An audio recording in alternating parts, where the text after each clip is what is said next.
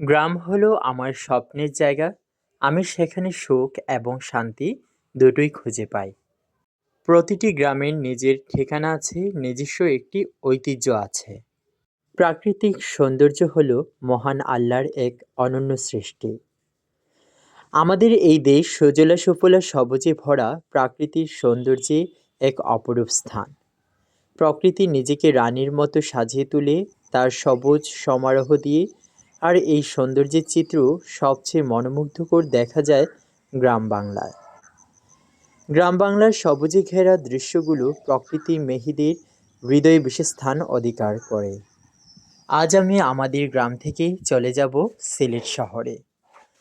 তাই যাওয়ার আগে খালাতো ভাই রাহিনের সাথে কিছু সময় দোলনায় দুলতেছি মনটাকে ভালো করার জন্য।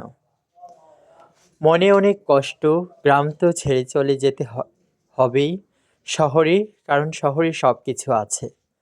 যাওয়ার আগে আরেকবার গ্রামেটা ঘুরে নিচ্ছি নিজের মনের মতো করে।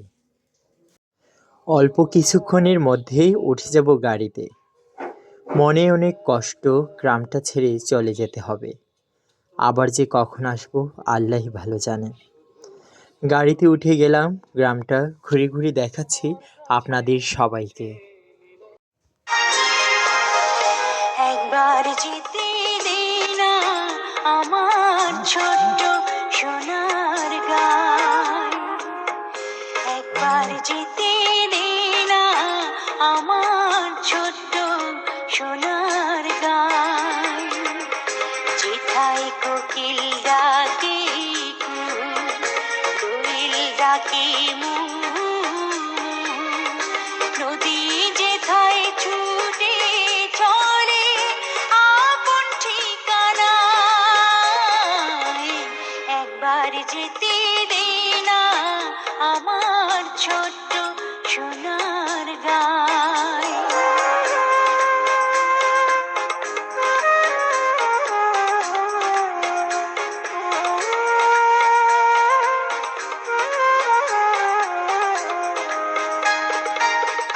বিদিন জ্বালা সাঁঝের বেলা, শান বাঁধানো ঘাটে গল্প কথার পানিশি ভিড়ে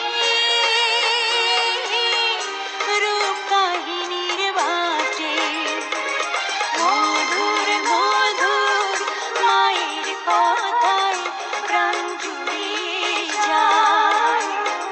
মধুর মধুর মায়ের কথায় প্রাণ জুড়িয়ে